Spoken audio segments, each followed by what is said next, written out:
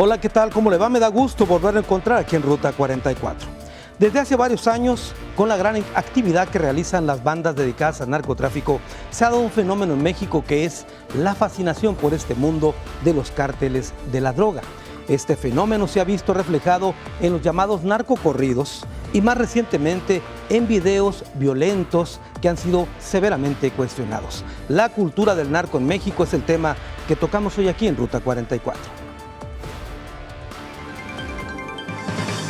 El escandaloso caso de Gerardo Ortiz y su video acusador de hacer apología de la violencia revivieron el debate sobre la cultura del narco en México, que no es un fenómeno nuevo. Podría ubicarse a fines de los 70, cuando se popularizó a través de narcocorridos interpretados por grupos como Los Tigres del Norte. Las canciones que enaltecían las acciones criminales de narcotraficantes pronto saltaron al cine para inmortalizar a personajes de los propios corridos. La presencia de capos como Rafael Caro Quintero, Amado Carrillo, el Señor de los Cielos, entre otros, contribuyeron a construir las leyendas negras de los varones de la droga en México. Recientemente, la televisión terminó por contribuir a hacer más visible el fenómeno de la narcocultura con series como Pablo Escobar, El Señor de los Cielos o La Reina del Sur. Es un tema interesante el que vamos a tocar hoy aquí en Ruta 44. Saludo con mucho gusto a Alicia Vargas Amezquita. Ella es doctora en lingüística y especialista. Ha investigado bastante este tema. Alicia, bienvenida. Gracias Carlos por la invitación. A ver, Alicia, ¿cómo podríamos ubicar en el tiempo este fenómeno de la narcocultura en México? Bueno, según los estudiosos más versados en el asunto, José Manuel Valenzuela Arce, Juan Carlos Ramírez Pimienta, que para mí son las dos personas que más han trabajado el tema, el narcocorrido como tal empieza más o menos en la década de los 30. Por ejemplo, Juan Carlos Ramírez Pimienta lo asocia mucho con las crisis en el país, con las crisis económicas, evidentemente, claro, políticas y sociales. Aparecen los primeros corridos, los que él ha localizado en los 30, luego en la época, digamos, el milagro mexicano, hay una desaparición de lo que sería el corrido narcotráfico, porque habría que hacer la diferenciación entre lo que es el corrido narcotráfico, que son corridos que abordan el tema del narcotráfico, y lo que ahora conocemos como el narcocorrido, que ya hay una vinculación más cercana con lo que tenemos la costumbre de llamar la cultura del narco. En los 70s podríamos ya localizar, digamos, el surgimiento más fuerte de lo que va a ser el corrido de narcotráfico, sobre todo con los Tigres del Norte. Es una primera etapa que José Manuel Valenzuela trabaja muy bien en su libro Jefe de Jefes. Él habla de esta primera etapa donde el narcotraficante va a ser un narcotraficante más humano, más humilde, hace las letras de las canciones del corrido narcotráfico de los 70s, tienen todavía un marco de valores muy claro, es decir, no hay una justificación abierta al narcotráfico como un modo de vida legítimo, sino que se disculpan incluso. Muchos de los corridistas dicen abiertamente, bueno, yo llegué aquí por necesidad, era pobre, tenía enferma a mi madre, yo no quería esta vida para mí, pero he llegado a esto, ¿no? Hay todavía un marco axiológico muy claro, los valores están ahí, no hay una exaltación del narcotráfico como una vida deseable, y la droga no aparece más que de manera velada. Luego viene una segunda ola de narcocorridos, que es en la década ya finales de los 80, principios de los 90, donde aparecen los corridos perrones. Ahí el lenguaje pues está más radicalizado, ya las metáforas sobre la droga son más abiertas, tenemos, no sé, los corridos de los Tucanes de Tijuana, por ejemplo, ¿no? Los narcocorridos. Y esta última hora, que es la que vamos a abordar de manera más cercana aquí, que es la de Movimiento Alterado, que aparece ya en este nuevo milenio, los llamados corridos enfermos o narcocorridos ya de Movimiento Alterado como tal, donde ya el lenguaje es explícito, la violencia está ahí presente y hay una exaltación brutal de las actividades del narcotráfico. Yo hablaba hace un momento de esta extraña fascinación hacia estos personajes que incluso en la época romántica, por llamarlo de alguna manera, en los 70s, ya se daba, la gente coreaba esas canciones, etcétera, etcétera, ¿no? Y seguían esas historias, ¿no? Sí. Habría que ver esta fascinación también como parte de los síntomas de lo que pasa en la sociedad mexicana en torno a la guerra del narcotráfico, la corrupción, la pobreza, la exaltación también del sistema neoliberal que pues busca el consumo como una manera válida, legítima de vivir. Entonces, bueno, hay que buscar la manera de acceder a esos bienes a los que la mayor parte de la población no tiene acceso. Y el narcotráfico es una vía muy rápida para hacerlo. Ahora, esas historias que tú mencionabas, Alicia, respecto a gente que viene de abajo, que era pobre, que fue saliendo adelante, también era el reflejo de buena parte de los mexicanos que se veían ahí identificados, ¿no? Sí, sí, claro que sí. No hay que perder de vista que los productos culturales, y en este caso el corrido narcotráfico, el narcocorrido, como lo queramos llamar, finalmente el germen está en la vida social. O sea, el germen de estos textos, de estos productos de cultura popular, si los tenemos que llamar de alguna manera, lo que hacen es posibilitar a la gente del pueblo de hablar de sus propias historias. Claro. Es decir, yo pobre también tengo que autodeterminarme y buscar la manera de hablar de lo que me está pasando. Claro. Y qué mejor manera que a través de las canciones, ¿no? Muy bien. Alicia, tengo que hacer una pausa. Regresamos después de la misma con otro de nuestros invitados. Gracias. Con cuerno de chivo y bazooka en la nuca, volando cabezas al que se atraviesa. Somos sanguinarios, locos, bien ondeados, nos gusta matar.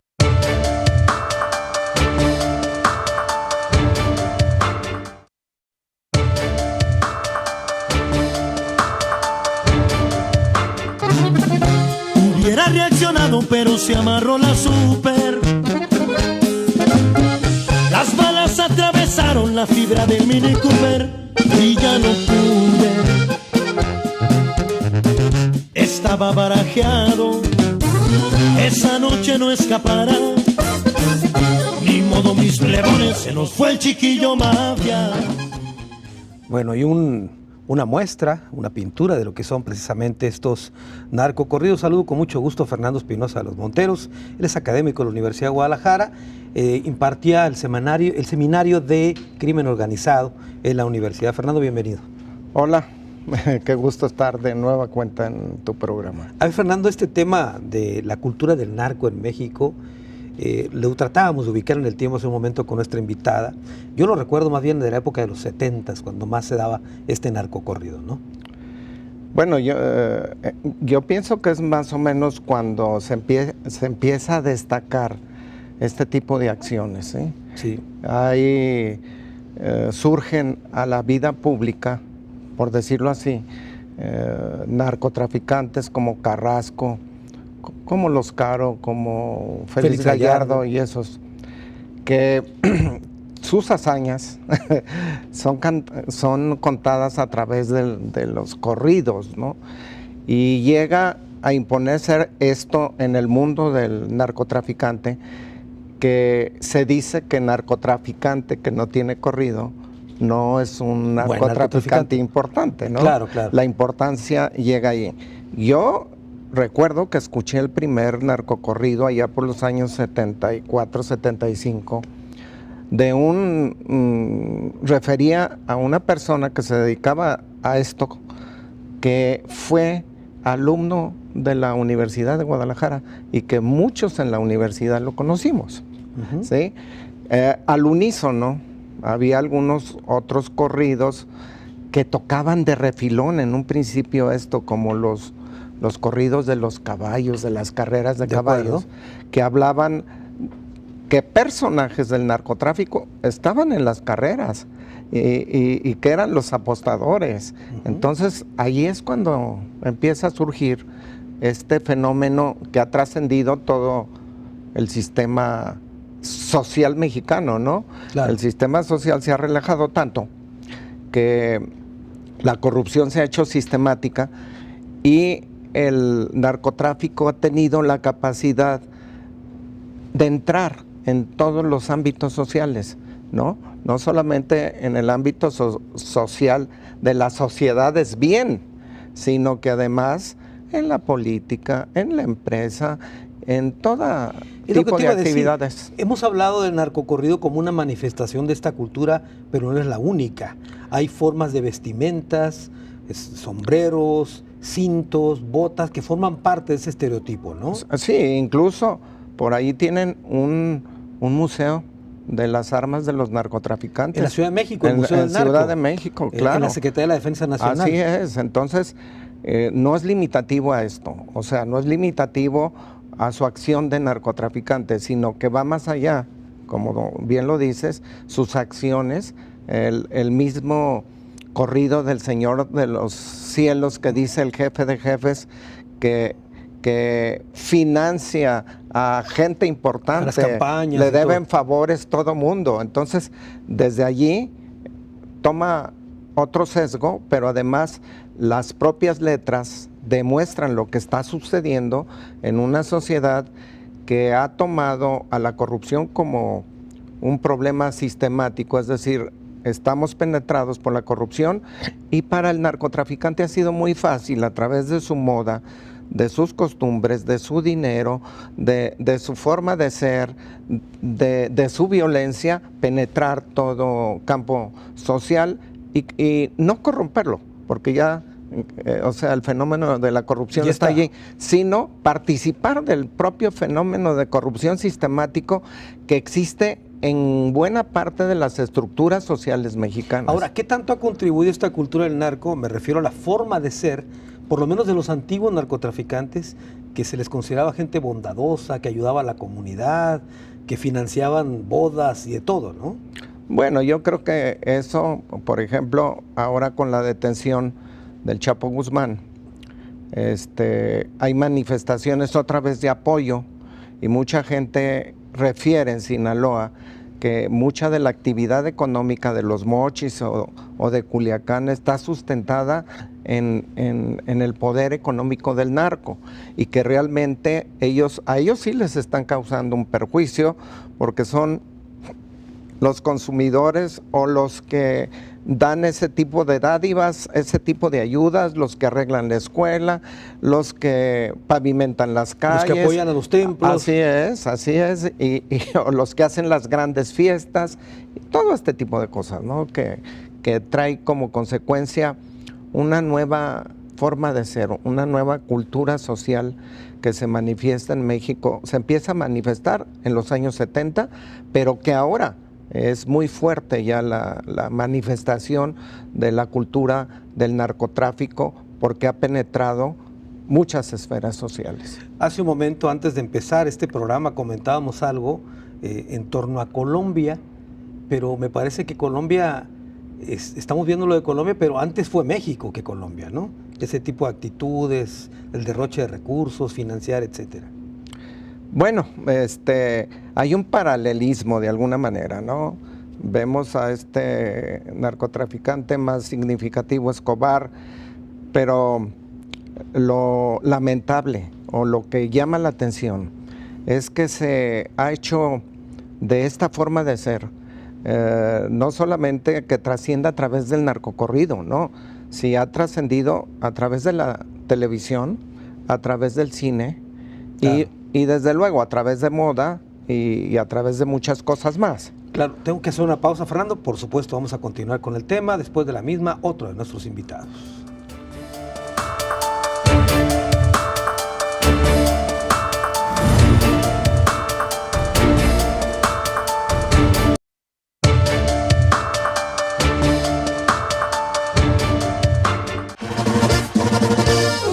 Mafia nueva, Sinaloa, pura plebada de arranque, carros de lujo y viajes, ropa de marca Ferrari, traen la herencia de los viejos, comandando las ciudades.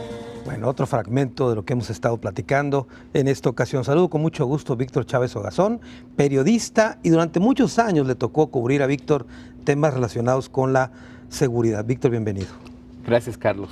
A ver, Víctor, de tus inicios incluso como periodista policíaco, seguramente recuerdas mucho estos temas de los narcocorridos y cómo empieza a florecer esta cultura del narco, ¿no? Sí, la verdad es que haciendo reflexión precisamente respecto a este tema, vemos que desde la época medieval, incluso en otras partes del mundo, se cantaba a los antihéroes, ¿no? Era parte de contar las leyendas, claro, o las historias que muchas veces, la verdad, eran mitos, pero finalmente era vanagloriar a lo que era el antihéroe, los Robin Hood, claro, ese tipo de personajes. Lo mismo sucede aquí. Y dentro de esto vimos una transformación importante. Ya se ha mencionado a Rafael Caro Quintero, a Ernesto Fonseca Carrillo, Miguel Ángel Félix Gallardo, que, bueno, ellos no gustaban tanto de eso, más bien eran los cantantes los que ofrecían contar sus historias. Después pareciera que era al contrario, hay quien pagaba por tener su historia cantada, ¿no? Claro. Entonces, dentro de esa transformación que vimos del narcotráfico y de los grandes dones, por así decirlo, también vimos esa transformación de la narcocultura.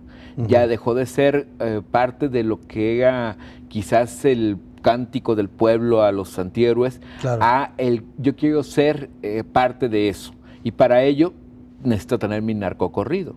Claro. Entonces, es cuando incluso vemos un crecimiento no solo de grupos que se dedican a esto y de cantantes, sino también ellos entran dentro de ese estereotipo.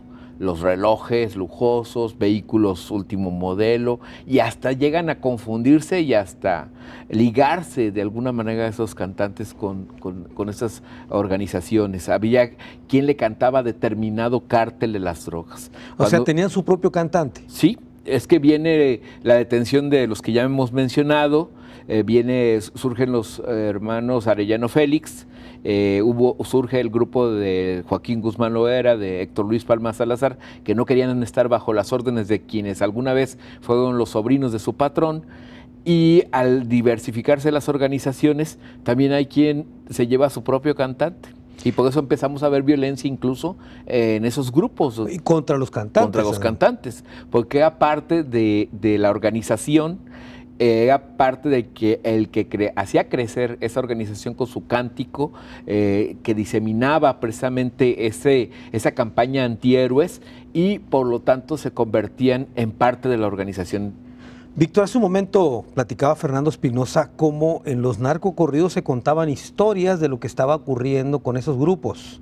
Incluso creo que el ejército creó un área de inteligencia para dar seguimiento a los corridos, ¿no? ¿Es así? Sí, es así. De hecho, habría quien coleccionaba dentro de la 5ª Región Militar los narcocorridos para tener bajo observancia y así obtener incluso leyendas, porque de pronto se daban algunos ajusticiamientos, un homicidio, una persona que se encontraba ahí, quizás cercana a un vehículo lujoso, y así encontramos algunas anécdotas. Un sujeto, recuerdo que le decían el Betillo, que cuando lo ejecutan allá por el rumbo de las Águilas, nadie lo toma en cuenta. En Guadalajara. Y resulta, sí, en Guadalajara, y al poco tiempo aparece un narcocorrido y resulta que era líder de una de las células que empezaban a surgir entonces.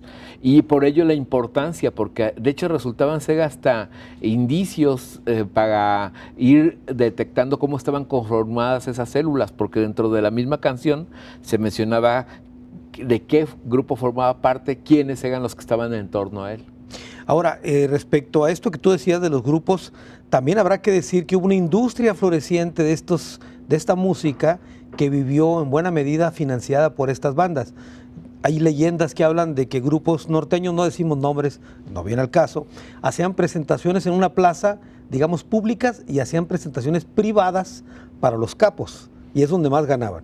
Sí, definitivamente es parte de la industria, pero también se reparte en la República Mexicana. Hay grupos que no pueden ir, por ejemplo, a Sinaloa a cantar, porque forman parte de otra organización criminal que dominaba Tamaulipas, por ejemplo, el Cártel del Golfo o los Zetas. Ellos tenían sus propios cantantes. O al revés, de Jalisco no podían ir a Sinaloa porque resulta que allá dominaba una organización criminal y aquí llega otra. De acuerdo. Entonces, dentro de este esquema, Pues sí, efectivamente, había que quienes hacían presentaciones en lugares públicos y también en lo privado, pero con la advertencia también de que cantas y te vas, porque aquí solo vienes al espectáculo y a mí no me cantas, ¿no? Claro. Eran negociaciones, hasta se hablaba de cobro de plazas a algunos de estos grupos musicales. Ahora, esto es en cuanto a la música, pero la narcocultura en México, la cultura del narco, va más allá, ¿no? Hablamos de estereotipos, tú mismo decías, la forma de vestir, los vehículos ostentosos, y hubo un tiempo en que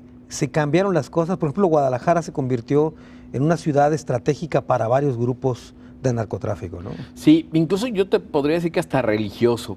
Está el caso de Jesús Malverde, ese famoso santo, entre comillas, antihéroe también, que le robaba o que traficaba drogas para darle dinero a los pobres y que se convierte, pues incluso hasta una figura que aparecía en los templos, ¿no?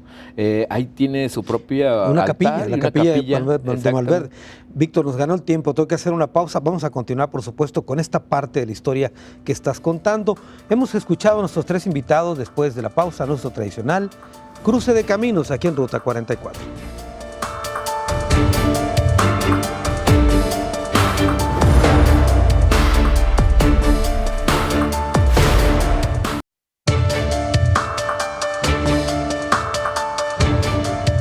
Carteles Unidos es la nueva empresa, el mayor comanda pues tiene cabeza, el Chapo lo apoya, juntos hacen fuerza, Carteles Unidos pelean por su tierra. La cultura del narco en México es el tema que tocamos hoy aquí en Ruta 44. Alicia Vargas Amezquita, hemos hecho ya un recuento general de este fenómeno. Yo te preguntaría, en los últimos días hemos visto cómo hay indignación por un video donde se hace apología a la violencia, se habla de feminicidio, etcétera. Sin embargo, este tipo de videos ya tienen tiempo transmitiéndose. Tú hablabas de un movimiento alterado, etcétera, y no se había dicho nada. Y es muy curioso las reacciones encontradas que hay. Vamos a tomar el ejemplo de este video que ha estado en los medios en las últimas semanas, porque si uno se mete, por ejemplo, a la plataforma de YouTube, que es donde uno lo puede ver, claro, y lee uno los comentarios de la gente abajo, que es bien interesante. Si uno revisa los comentarios, uno puede ver el pulso real de lo que está sucediendo con la gente común y corriente, no con lo que dicen los medios de comunicación, porque evidentemente en medios de comunicación pues hay que, y a nivel político, hay que cuidar lo políticamente correcto. Es decir, sí se muestra ahí un feminicidio, sí se muestra ahí un asesinato, o sea, hay una serie de actos que son reprobables absolutamente. Sin embargo, en redes sociales lo que hay es, ay, no es cierto, o sea, eso sale en las películas, en las telenovelas, y nadie nunca dice nada. Es decir, hay gente que sí acepta esas representaciones de asesinatos, de muertes, de abuso de mujeres y no pasa nada, ¿no? De acuerdo, entonces ahí en los comentarios habrá que leerlos para saber hasta dónde ha permeado esta cultura, ¿no? Sí, y está aceptado en, yo diría, un 80% por lo menos de los consumidores, porque también hay que hacer ahí esta diferenciación, ¿no? ¿Quién consume este tipo de productos? O sea, de narcocorridos, de narcovideos, de narcoseries, de narcotelenovelas, de narcocine, que hay tanta producción ahorita. Por lo menos esa comunidad cultural lo ve como normal y como aceptable, no hay ningún problema. Fernando, hace un momento Alicia nos decía que este tema de la fascinación por esta narcocultura está asociado también a cuestiones económicas. La gente ve una forma de fugarse a su realidad y convertirse en este antihéroe, pero con dinero, ¿no? Claro, la permeabilidad de la sociedad mexicana es cada vez más estrecha, es decir, la gente que nace en las esferas más bajas de la economía difícilmente puede permear hasta llegar a las partes más altas a través de actividades lícitas. Y esto se ha vuelto sumamente atractivo porque a través del ilícito este ascenso social es mucho más fácil. Esta gente tiene éxito y empieza a tener dinero, y como la narcocultura va de la mano con la tenencia del dinero, entonces eso le permite ascender en las esferas sociales. Y no es, ¿cómo se llama?, extraño que la gente que ha sido beneficiada por la actividad del narcotráfico, lo veamos de banqueros. Es el caso de Félix Gallardo cuando era el consejero de un banco en México, Banca del Sol, o no recuerdo el nombre exacto de la banca, pero él era miembro del consejo de administración del banco.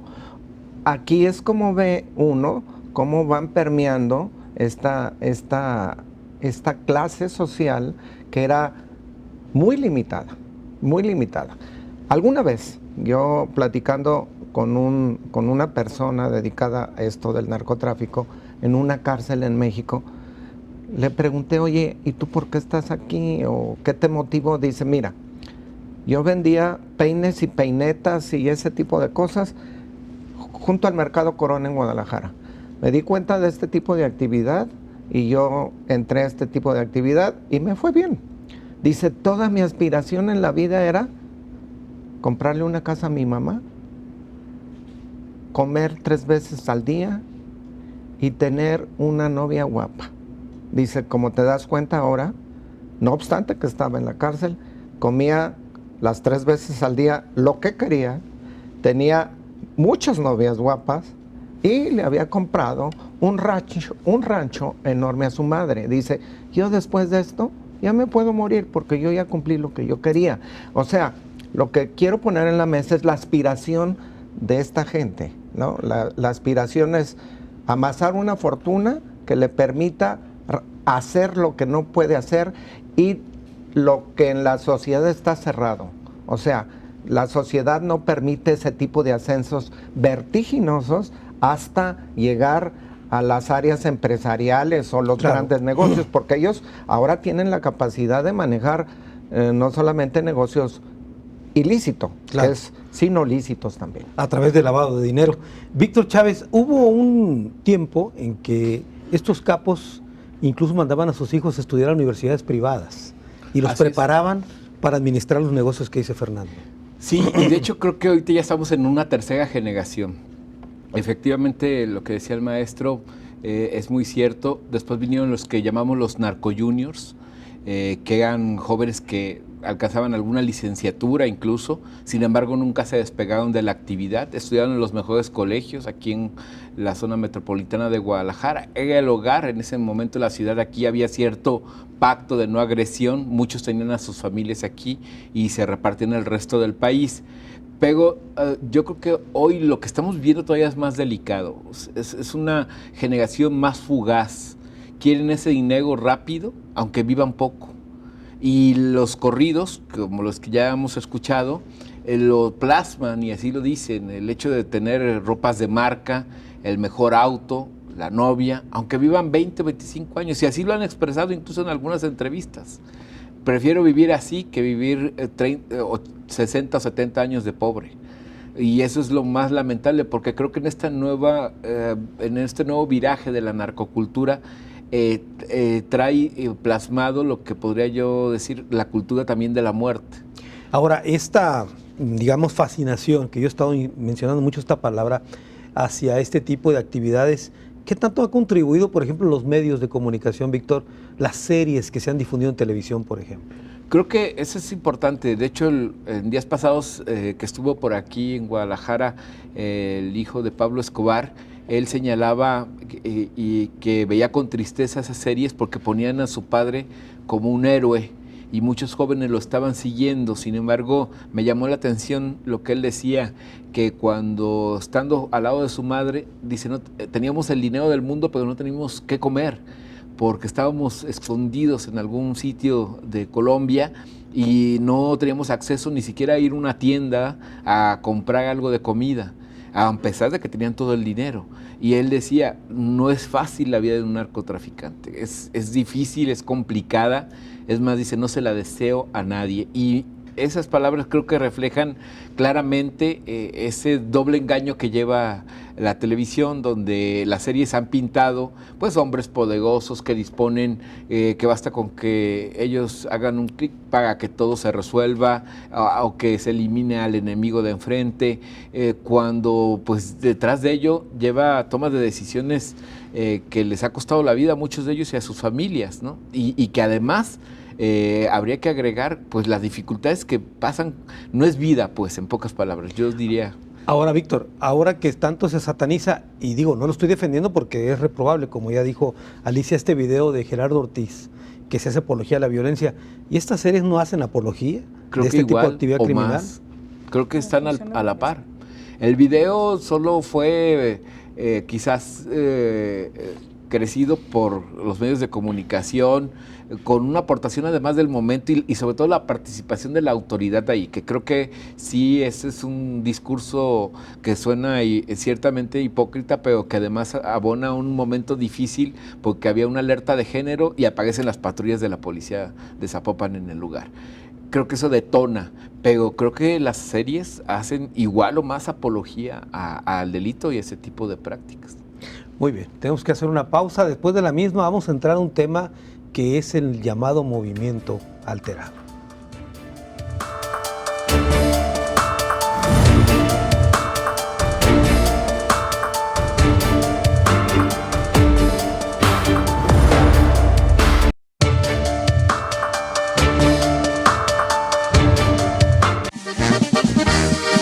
Permítame que lo interrumpa, escuche sus gustos, soy de Mazatlán. Me gusta pasear las plebitas, correr en mi Viper, la banda escuchar.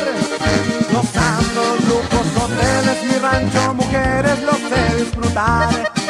Manejo la vida, New York no ocupo ninguno para trabajar.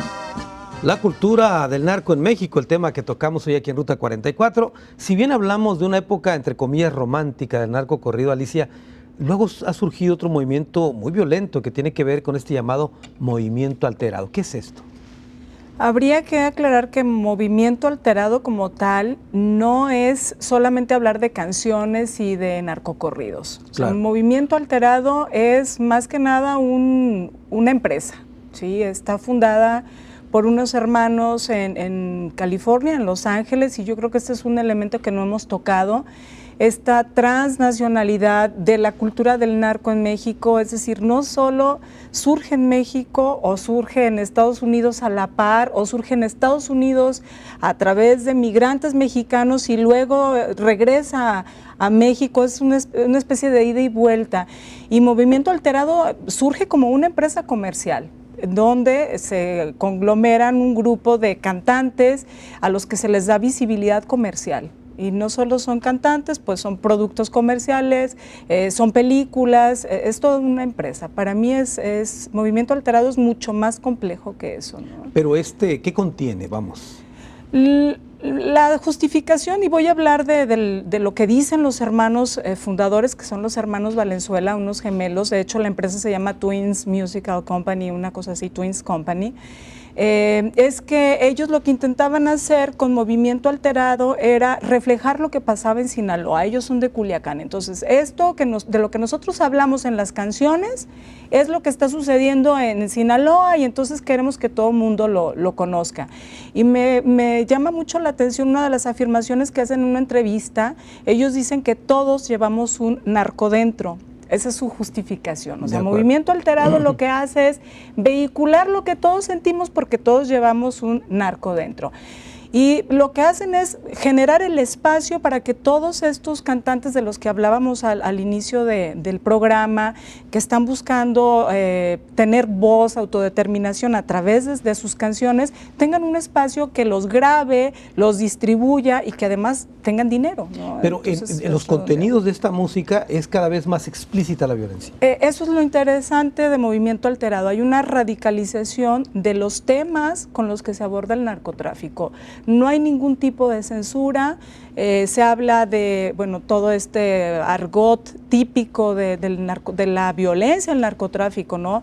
De levantones, de descabezados, de balaceras, se hace apología, para mí es apología de toda la violencia del narco, del consumo de drogas, del alcoholismo, sin ningún tipo de filtros, abiertamente, es totalmente radicalizada el lenguaje y el contenido con respecto al narcotráfico. Fernando, hay un lenguaje que forma parte de esta cultura del narco. Tú hablabas hace un momento también de mujeres que Sí. buscan acercarse a los narcos. Sí, yo refiero que es todo, ¿no? Y desde luego son formas de ser, formas de vestir, lenguaje, porque ellos tienen sus formas especiales de comunicarse, no en cuanto a que utilicen palabras como, por ejemplo, los toreros. Los toreros, si uno lee el libro de Luis Espota y quiere traducir a veces unos diálogos porque le dice un torero a otro, si nos va bien, nos vamos a jambar. Después de jambar, con el parné, agarramos unas gachis y nos las pasamos bien chipén. Y claro que no lo puedes traducir, es que no conoce ese ambiente. No, el narco no lo tiene así. El narco utiliza frases como estás, vamos, trato, o sea, son cosas acotadas, claro, para darle firmeza a su condición o a su medio, ¿no?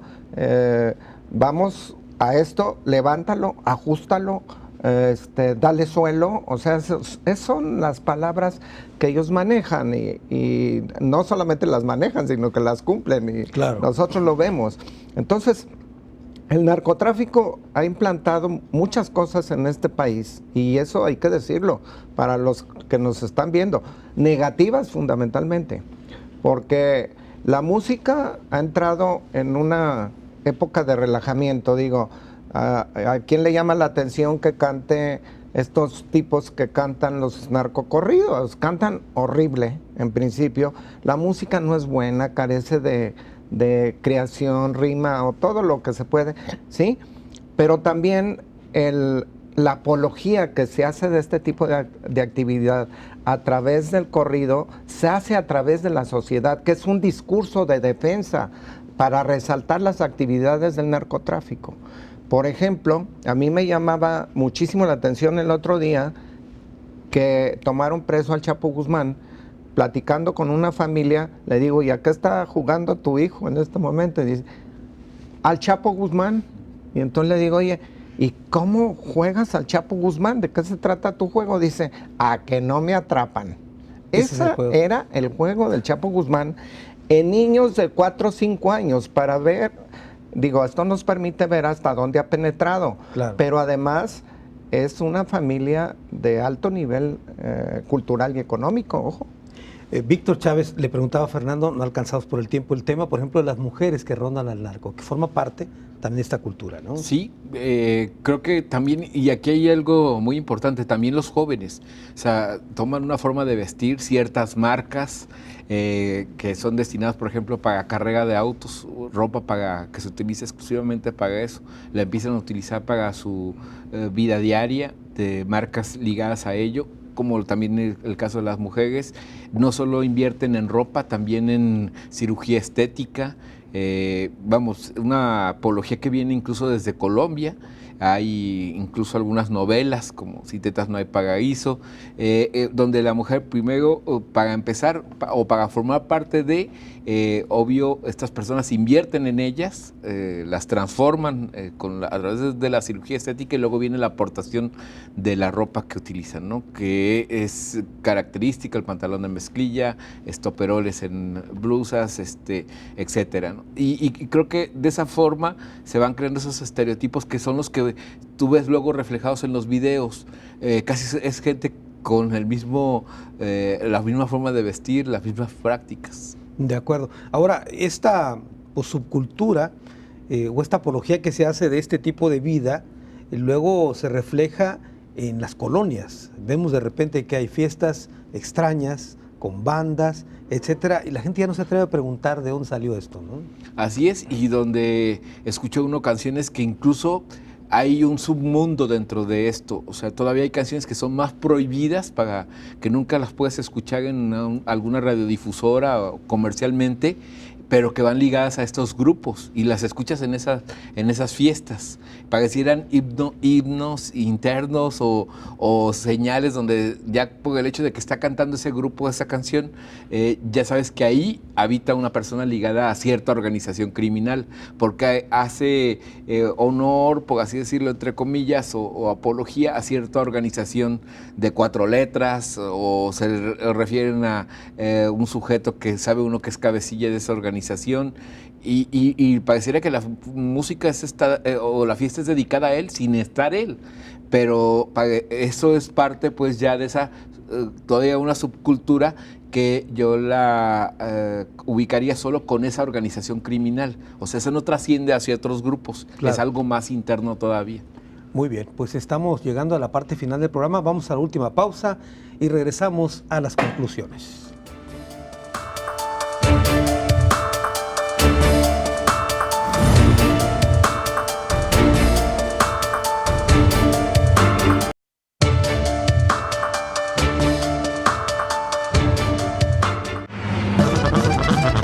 A la moda y en buenos carros, y mis plebes bien armados, bien vestidos y de traje, y por dentro empecherados, lentes Prada y sus rosarios, brillantes por todos lados.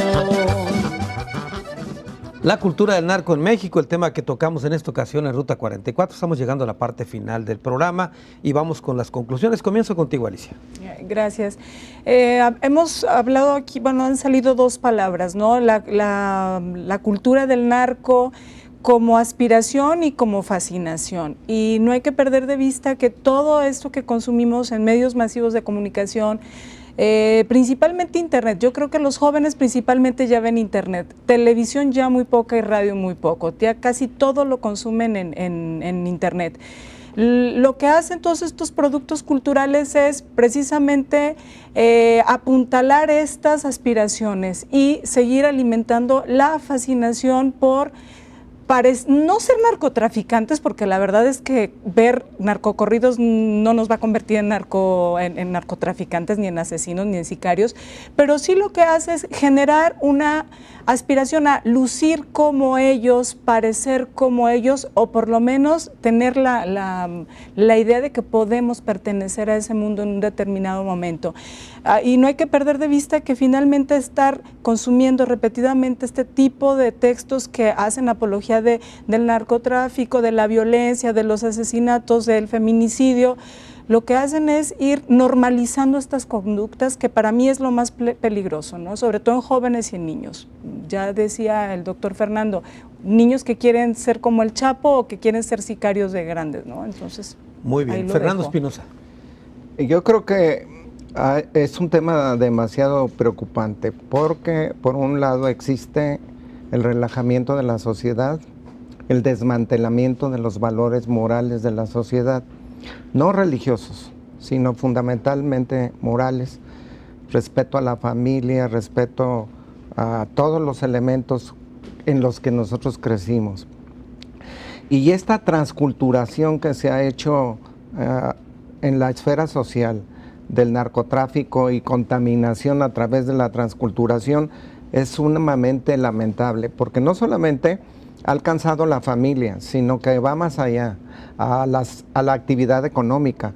La actividad económica la ha sustituido de alguna manera, es decir, es tanto su exceso de dinero que ellos participan abiertamente en actividades económicas muy importantes en este país, y otras esferas como la política. No solamente han implantado moda, música, canciones, todo eso, sino que han penetrado todo esto.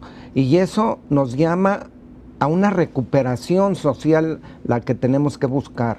No una recuperación social a través de las instituciones fundamentales de este país, como pueda ser la iglesia, no, sino a través de la recuperación de los valores morales de la familia, de la sociedad, donde se deje al margen esto, pero además le permita a la sociedad permear, o sea, ir de las clases más desprotegidas a las clases protegidas, pero a través de actividades ilícitas, ¿no?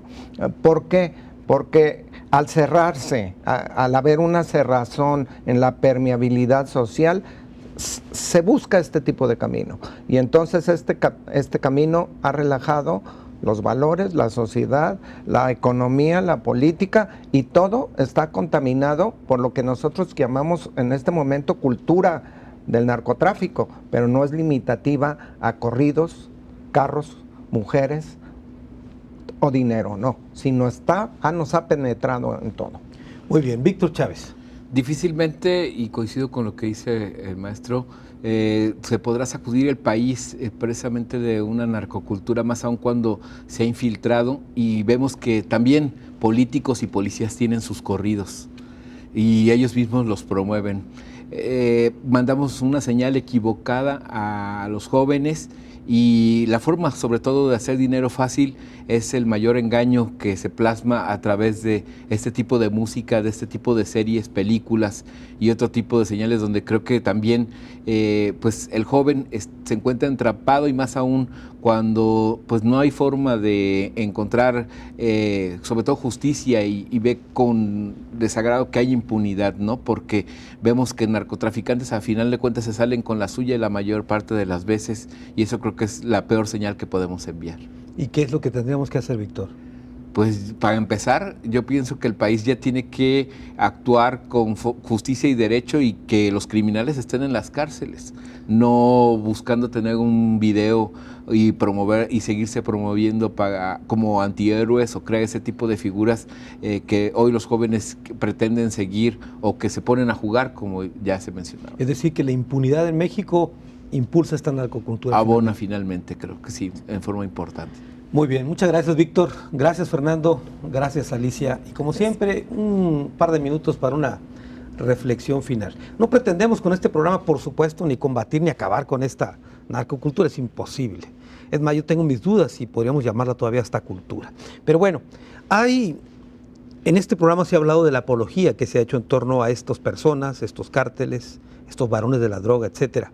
La apología de un video, la apología de un narcocorrido, pero también se comentó algo aquí que es realmente preocupante, que en la misma esfera que debe combatirlos, que es la Secretaría de la Defensa Nacional, el Ejército Mexicano, conserven un museo dedicado al narcotráfico. Realmente, si eso no es hacer apología de esta actividad, un museo donde se encuentra una pistola de oro con las cachas de diamantes con la forma de una palma, pistola que perteneció al Güero Palma. AK-47, ametralladoras con cachas de oro, con el nombre del personaje que perteneció también. Hay también en este museo del narco narcocorridos. Aplastas un botón y escuchas uno que otro de los narcocorridos de personajes más famosos. Hay una figura, una réplica de Malverde, que es el santo, entre comillas, de esta gente. Así que, ¿qué más apología a este tipo de cultura del narco que una hecha, montada y que es visitada por la gente en la Secretaría de la Defensa Nacional, donde en teoría debería, por supuesto, combatir a estos delincuentes? Hasta la próxima.